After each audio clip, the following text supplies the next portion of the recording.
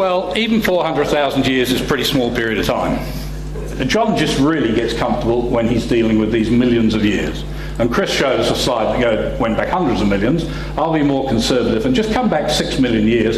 Here's our temperature curve again, this time not from ice cores, but from deep sea cores. This is the research I personally work on.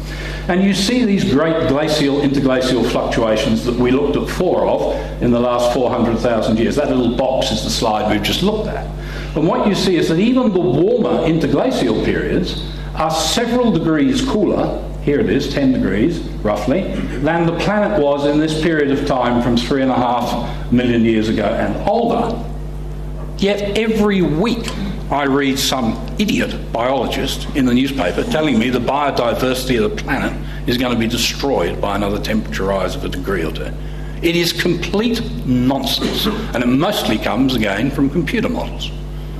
The planet biota we have today grew up with and is adapted, firstly, in its genetic inheritance, firstly to temperatures that are on average warmer than today. Secondly, by God, you'd better believe they're adapted to climate change, because look what they've just been through. They can cope with rapid climate change. And thirdly, they're adapted to a world which on the whole was about 3 degrees warmer than it is today. So that's magnitude of climate change. Is there anything unusual about the magnitude of modern climate change, late 20th century? No, none whatsoever. Ah, Bob, you're forgetting the rate. It's not the magnitude, it's not the height of the peak, it's the scaling up the side. The rate is unusual, is it? Same data from the ice cores. I promise you this is the most difficult graph, except perhaps one I'm going to show you today. Please concentrate, it's important. What's plotted is the rate of change of temperature in degrees per 100 years, degrees per century. If we go back into the Ice Age here, we see that the rate of temperature change was as high as almost 15 degrees. That's 1.5 degrees per decade. Sometimes it warmed, sometimes it cooled. Well, of course, we don't live in this sort of a time, and we don't want to again, though ultimately we'll have to. We live in this sort of a time, and you can see that the rate of change is less. But it's still significant. Here are the two constraining lines. In that box in the last 5,000 years, there are the two lines that constrain the variation, and the rate is on average between plus and minus 2.5 degrees per century. So the obvious question is, using the best available satellite data, what is the rate today? Here's the satellite graph from 1979 through to 2005, and yes, if we wish, we can fit a line. And lo and behold, the line says on average it's warming at about 1.5 degrees per century. Is that unusual? No. It's right within the geological envelope of change, and it just happens to be warming. It could just as easily be cooling. Furthermore, what about this peak up here?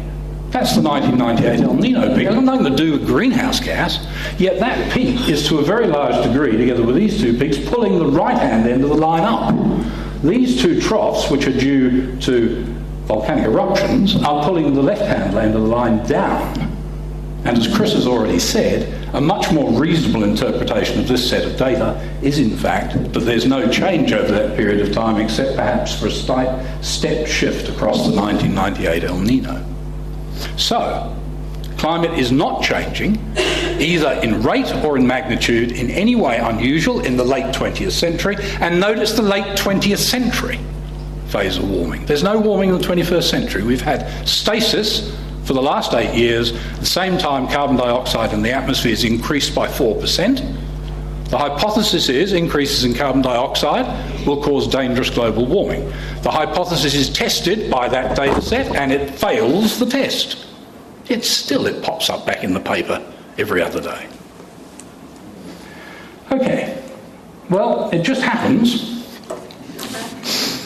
that in the last few weeks, the IPCC and the traditional global warming alarmist campaign has taken a number of severe torpedo hits. Any one of them is enough to go right back to the drawing board. And I started with a picture on my title slide of a Salvador Dali painting. I forgot to say that being a professional scientist at the moment is like living right inside a Salvador Dali painting. You are surrounded by these exquisitely detailed scientific interpretations done by scientists who are fellows of the Royal Academy, leading scientists in the world, and they're nearly all imaginary. The real data tells you there is no problem at the moment. That's not to say there mightn't be a problem, we shouldn't think about it, but there is no empirical data for the greenhouse hypothesis being true, the dangerous one, and if you test it against the sort of data I've just given you, it fails, that test and many others. So I'm going to share with you now a few of these torpedoes. Here's the first one, and I'm proud to say it comes from our own Houses of Parliament. We have a Member of Parliament for Western Australia called Dennis Jensen, and he was a minority member of a committee set up by the House to look at carbon sequestration. The committee was chaired by Petro Georgiou, who, although a member of the Liberal Party, is nonetheless a global warming zealot or devotee. And so the report, which was on sequestration, wasn't to do with global warming at all.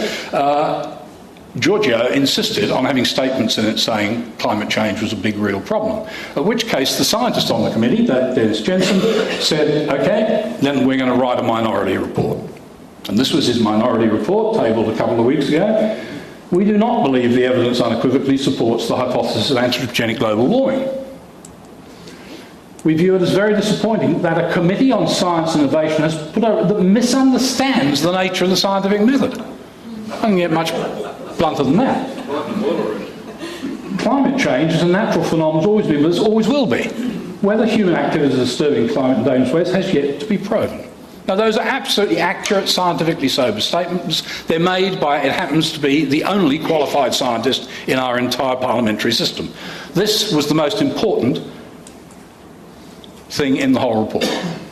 Most of the public statements that promote the dangerous human warming scare are made from a position of ignorance, by political leaders, press commentators and celebrities who share the characteristics of a lack of scientific training, lack of an ability to differentiate between sound science and computer-based scaremongering. Well, this is a very important minority report. It follows a report of the House of Lords in England and several reports from the US Senate which have drawn the same conclusion. 3 sovereign houses of parliament in 3 sophisticated scientific nations, Western nations, have concluded that the alarmist case does not stack up. You'd think this would be greeted with clapping of hands and, well done, Dennis.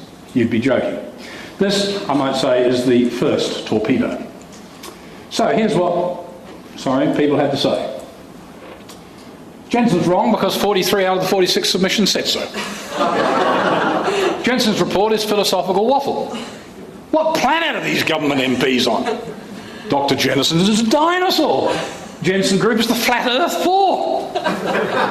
Damn it, Vale is simply daffy. Well, we might, I won't say that. You're laughing. This is our sovereign parliament. We have one person in that parliament with the training and the ability to write an accurate report on climate change. He does so. This is the result. It's an absolute disgrace.